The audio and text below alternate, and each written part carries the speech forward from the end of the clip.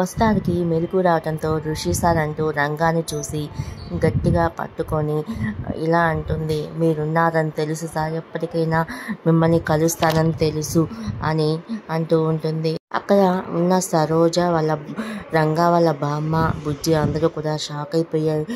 వసుధారకి చూస్తూ ఉంటారు. రంగా మాత్రం వసుధారని వెంటనే చేతులతో పక్కకు నెట్టేస్తారు. ఏంటి మేడం మీరెవరు అసలు అని అనగానే, మీరు నా ఋషి సార్ అంటూ మళ్ళీ గట్టిగా పట్టుకొని మీరే నా ఋషి సార్ అని అంటూ ఉంటుంది.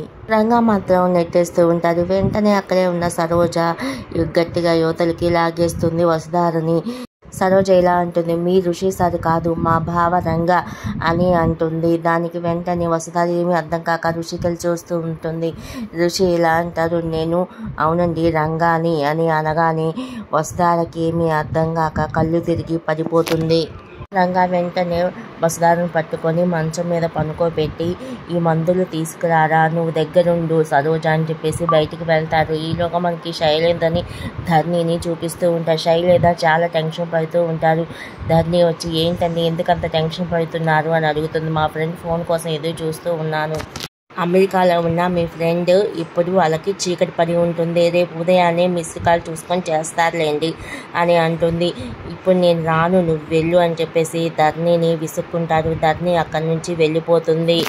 రౌడీలా ఫోన్ కోసం ఎదురు చూస్తున్న శైలేంద్ర ఫోన్ చేస్తాడు. రౌడీకి ఫోన్ లిఫ్ట్ చేసి, సార్ అయిపోయింది, వసుధారని చంపేసాం, పూజ చేస్తున్నామంటే ఒక్కసారి నేను వసుధారని చూడాలి అంటారు. సార్ పొద్దున్న చూశారు కదా మళ్ళీ చూడాలి అంటారేంటి అని అంటాడు. లేదు ఒకసారి చూడాలి, వీడియో కాల్ చేయమని చెప్తాడు. సరే అని ఫోన్ పెట్టేస్తాడు. రౌడీలు ఇలా అనుకుంటూ ఉంటారు, వీడేంట్రా పద్దాకులు చూడాలి అంటారు. ఇప్పుడు మళ్ళీ వీటిని చూస్తే, ఈ బొమ్మను చూస్తే కనుక్కుంటారు. వెంటనే పూడ్చి పెట్టేయండి, మట్టి పోసేయండి అని అంటూ ఉంటారు. మట్టి పోస్తూ ఉంటారు. ఈలోగా శైలేంద్ర ఫోన్ చేస్తాడు. సగం మట్టి పోసాక ఆ వీడియోని ఓపెన్ చేసి చూపిస్తూ ఉంటారు.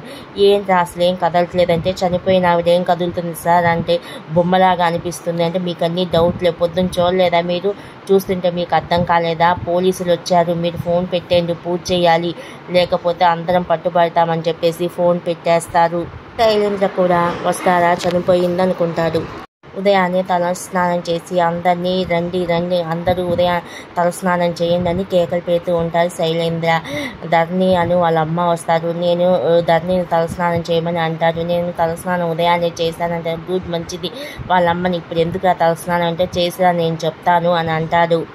ఇప్పుడు శైలేంద్ర ధర్నీకి వెళ్ళి చూస్తే ధర్ని వింటూ ఉంటుంది. నువ్వు అవతలికి జరుగు అంటాడు. చిన్నగా వాళ్ళ అమ్మకు చెప్తాడు, వసుధారని చంపేశానని, సాయంత్రం వాకింగ్కి వెళ్ళి చూపిస్తాను అని చెప్తారు. అంతలోకే వాళ్ళ నాన్న వస్తారు. ఏంట్రా నీ గొడవ అని అంటే, ఏం లేదు డాడీ, అందరం తలస్నానం చేయాలని చెప్తున్నాను అంటే, వాళ్ళ అమ్మ అంటుంది, ఈరోజు చాలా మంచి రోజట, చాలా మంచి జరుగుతుందట, తలస్నానాలు చేస్తే అందరితో పాటు మనం, ఏ దరిద్ర పని చేసావు, ముందు పొద్దున్నే తలస్నానాలు అంటున్నావు అంటే, ధరణి అంటుంది, లేదు మామయ్య ఏదో చేశాడు అనుకుంటున్నారు ఇద్దరు అని చెప్తే, ఏంటి ధరణి ఏం మాట్లాడుతున్నావు అని వాళ్ళ అత్తయ్య అంటుంది.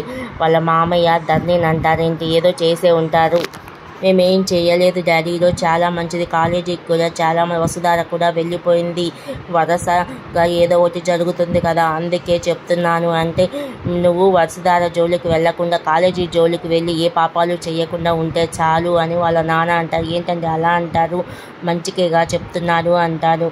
అక్కడి నుంచి అందరూ వెళ్ళిపోతారు.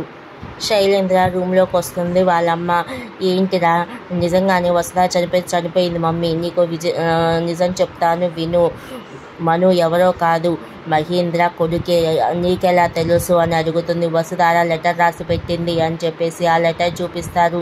ఒక్కసారిగా షాక్ అయిపోతారు. ఆ లెటర్లో కూడా అలానే ఉంటుంది. మను గారు, మీ నాన్నగారు మహేంద్ర గారు మా మామయ్య చాలా మంచివారు, జాగ్రత్తగా చూసుకోమని, ఏమీ అనవద్దని చెప్తారు. వసుధార రాసి ఉంటుంది. అది చూసి వెంటనే షాక్ అయిపోతారు ఇద్దరు కూడా. మరి నెక్స్ట్ ఏం చేయనున్నారు శైలేంద్ర వాళ్ళ అమ్మ ఇద్దరూ కలిసి అనేది రానున్న ఎపిసోడ్లో తెలుస్తుంది.